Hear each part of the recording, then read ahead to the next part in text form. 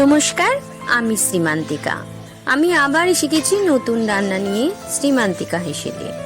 আজকের রান্নার নাম হলো মুরগির মাংস দিয়ে সবজির ঝোল, যাকে আর এক কথায় বলা যায় চিকেন সবজির ঝোল।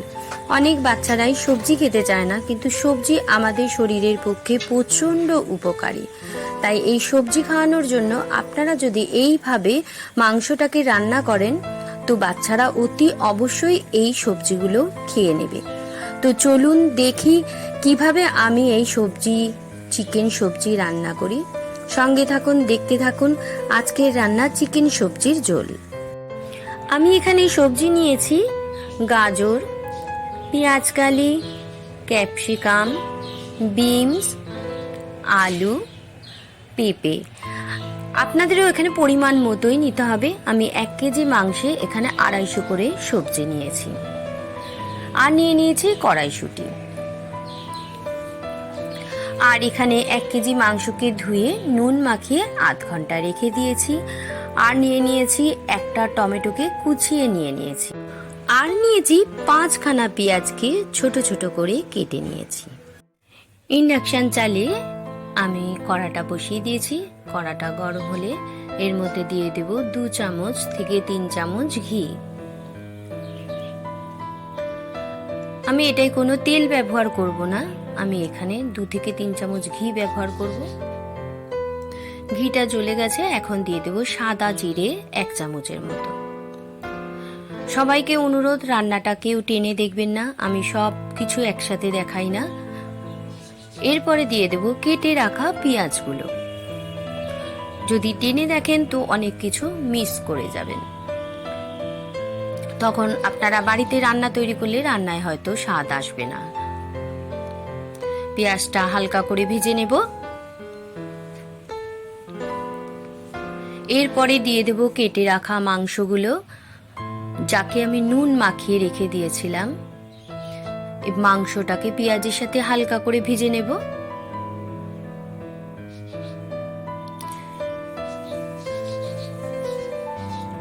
এখন দিয়ে দেব পরিমাণ মতো নুন,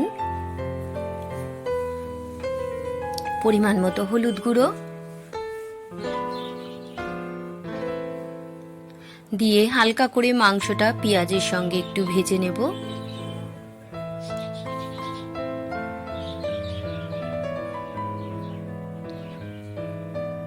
মাংস ভাজা হয়ে এসেছে।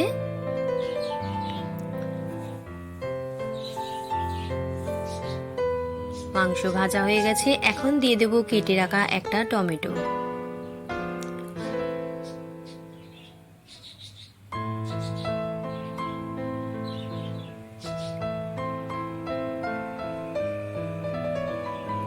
এরপরে দিয়ে দেব 1 চামচের মতো আদা পেস্ট, 1 চামচের মতো রসুন পেস্ট।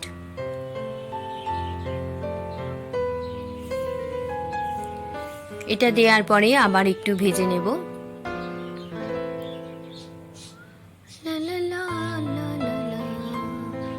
যত ভাবনা ছিল, যত স্বপ্ন ছিল, সব দিলাম তোমায়।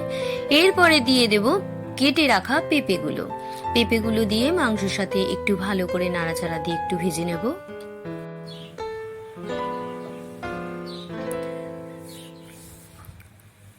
সব তরকারি যত ভালো করে কষে নেবে তত ভালো খেতে হবে। এরপরে দিয়ে দেব পরিমাণ মতো হলুদ গুঁড়ো, দিয়ে দেব 2 চামচের মতো জিরে গুঁড়ো, আর দিয়ে দেব 1 চামচের মতো ধনে গুঁড়ো।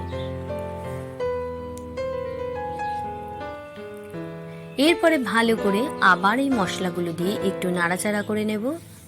একটা গান লিখো আমার জন্যে, নয় আমি তোমার কাছে। এরপরে দিয়ে দেবো পরিমাণ মতো নুন, পরিমাণ মতো চিনি দিয়ে ভালো করে আবার নাড়াচাড়া দিয়ে কষিয়ে নেব।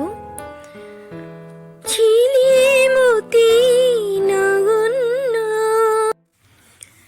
মাংসটা কষতে কষতে বেশ সুন্দর মিষ্টি গন্ধ বেরিয়েছে, জিভে জল চলে আসছে। দারুণ স্বাদের রান্না, আপনারা অতি অবশ্যই বাড়িতে করে খেয়ে দেখবেন কেমন লাগে।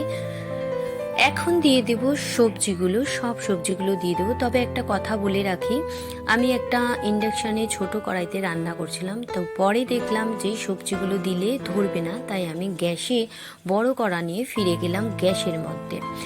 এরপরে দিয়ে দেবো কড়াইশুঁটি, দিয়ে ভালো করে নাড়াচাড়া দিয়ে মশলাটার সাথে সবজিগুলোকে ভালো করে মিশিয়ে নেব। দারুণ ফ্লেভার বেরোচ্ছে। যদি এই রান্নাটা করেন তো আর সঙ্গে কিচ্ছু লাগবে না, এক থালা ভাত এইটা দিয়েই খাওয়া হয়ে যাবে। সব সময় মশলাগুলো দিয়ে একটু ভালো করে কষাবেন। আমি সবজি ভাজিনি এই কারণে, যেহেতু এটা একটু ঝোল বানাবো, তাই জন্য আমি সবজি ভাজিনি।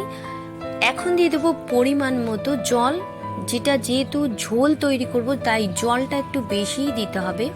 আমি এখানে অনেকটাই জল দিয়ে দেবো, যাতে সবজিগুলো সিদ্ধ হওয়ার পরেও যেন ঝোলটা থাকে।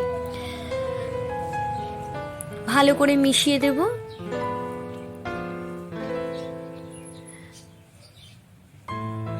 দেওয়ার পরে এখন আমি একটা স্টিলের থালা ঢাকা দিয়ে 15 মিনিটের জন্য ঢাকা দিয়ে রেখে দেব। আসছি 15 মিনিট বাদে ফিরে আসছি।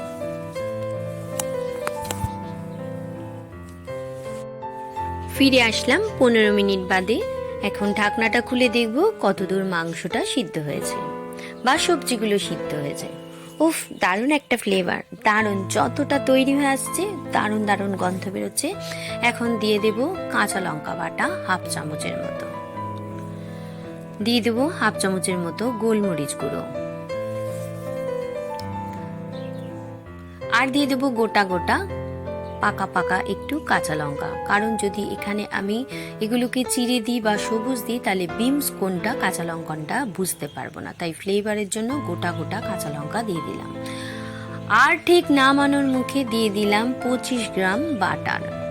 রেডি হয়ে গেছে চিকেন সবজির ঝোল। মুরগির মাংস দিয়ে সবজির ঝোল, চিকেন ভেজিটেবল ঝোল রেডি। গরম গরম ভাতের সাথে পরিবেশন করে খান। আর যেতে যেতে আমার চ্যানেলটাকে সাবস্ক্রাইব, লাইক, শেয়ার করতে ভুলবেন না। নমস্কার, আজ আসি, আবার আসবো নতুন রান্না নিয়ে।